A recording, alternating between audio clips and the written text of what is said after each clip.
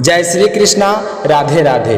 सभी को नमस्कार। तो आज आप सुनेंगे कि जगन्नाथ भगवान की आगे की कथा।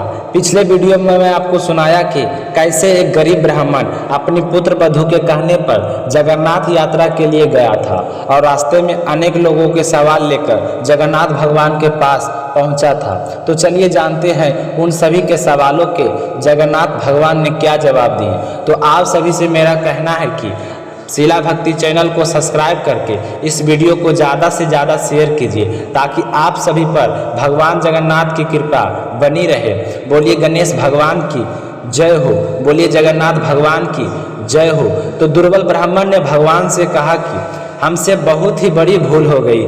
जब आपसे मिलने के लिए आ रहे थे तो रास्ते में हमें बहुतों ने आपको संदेश देने के लिए कहा था और हम यहाँ आकर भूल गए। तो जगन्नाथ देवता ने कहे कि चलो अब मुझे तुम एक एक करके सभी के सवाल बताओ, उन्होंने क्या संदेश भेजे थे। तो जगन्नाथ भगवान ने पहले अपना संदेश बताया और उसके बाद में जो रास्ते में मिले थे उनके सभी संदेश कह सुनाए। तो जगन्नाथ स्वामी ने कहा कि मैंने तुम्हें 5 बेंत मार दिया, उसी से तुम रे सारे अपराध क्षमा हो गए और जिनके संदेश तुम लेकर आए हो उन्हें भी तुम जाकर 5-5 बेंत मार देना और जो चावल के दाने हैं वो उन पर छिड़क देना। ऐसा करने से उनके सारे अपराध क्षमा हो जाएंगे। तो ब्राह्मण कहने लगा कि हे जगन्नाथ देवता, आप मुझे उनका कारण बताइए। उन्होंने कारण जानने के लिए ही आप तक संदेश पहुंचाया है। तो दुर्बल ब्राह्मण की बात सुनकर जगन्नाथ देवता कहने लगे कि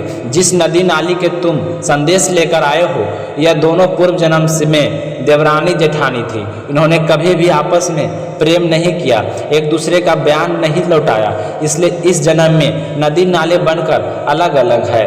और दूसरा जो तुम बता रहे हो कि एक हाथी बाल से बंधा था, जो महिलाएं बाल संवार कर गंगा साफ करके नहीं रखती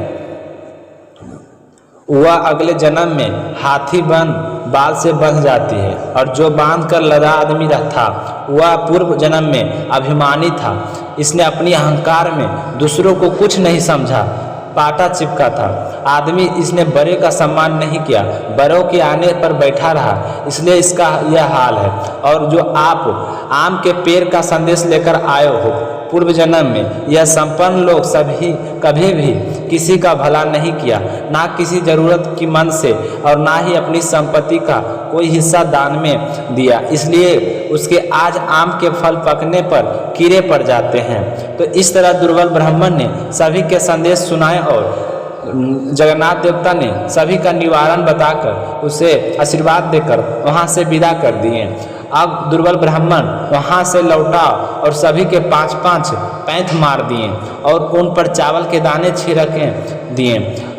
तुम्हारे सारे अपराध क्षमा हो गए। अब अपनी बड़ी लड़की के यहाँ आए तो उनको जगन्नाथ स्वामी का प्रसाद दिया और घर आने का न्योता दिया। बड़ी लड़की को धन्य धान से संपन्न देखकर वह दुर्बल ब्राह्मण बड़ा ही खुश हुआ, लेकिन जब वो अपनी छोटी बेटी के पास पहुंचा तो पहुंचते ही उनके 5-5 बेंत मार दिए, लेकिन उसकी बेटी ने बड़ा ही बेरूप व्यवहार किया। ब्राह्मण अपनी बेटी को इस दुखी गृहस्थी में देखकर बड़े ही परेशान हो गए और दुखी मन से अपने घर लौट आए। ब्राह्मणी तो बहुत प्रसन्न थे, जगन्नाथ स्वामी की कृपा से उनके बुरे दिन मिट गए थे। उन्होंने बड़ी धूमधाम से भगवान जगन्नाथ की पूजा और भोज किया। इस भोज में दोनों लड़कियां आई। बड़ी लड़की के सामने कुछ भरोसा गया, उसने बड़े ही प्रेम पूर्वक खाया, लेकिन जब छोटी बेटी की पत्तल में कुछ भी परोसा तो परोसने के साथ सब कुछ राख मिट्टी हो जाता।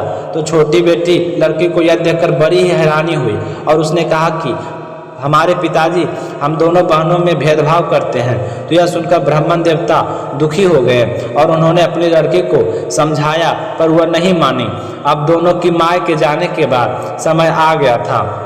दोनों का खूब मान सम्मान हुआ और दोनों ने खूब सम्मान और खाने की सामग्री देकर भेज दिए। बड़ी बेटी को दिया वो तो वैसा ही रहा, लेकिन जैसे ही छोटी बेटी को देते तो वह तो सब कुछ राख मिट्टी हो जाता। वह फिर अपने पिताजी को भला बुरा कहने लगी कि हमारे पिताजी हमारे साथ कपट का व्यवहार करते हैं। तो ब्राह्मण को सुनकर बहुत ही बुरा लगा। वह दुखी होकर जगन्नाथ स्वामी से प्रार्थना करने लगे कि हे भगवान, इनके भी अपराध क्षमा करो। फिर उसने 5 बेत मारे और कुछ चावल के दाने उस पर छिड़क दिए तो वह सुखी होकर अपने घर चली गई। ब्राह्मण अपने घर में सुखपूर्वक रहने लगा। तो इस तरह भगवान जगन्नाथ की ब्राह्मण के परिवार पर बहुत ही बड़ी कृपा हुई है। हे भगवान जगन्नाथ, जैसे आपने ब्राह्मण के दिल लौटाई वैसे सबको लौटाना।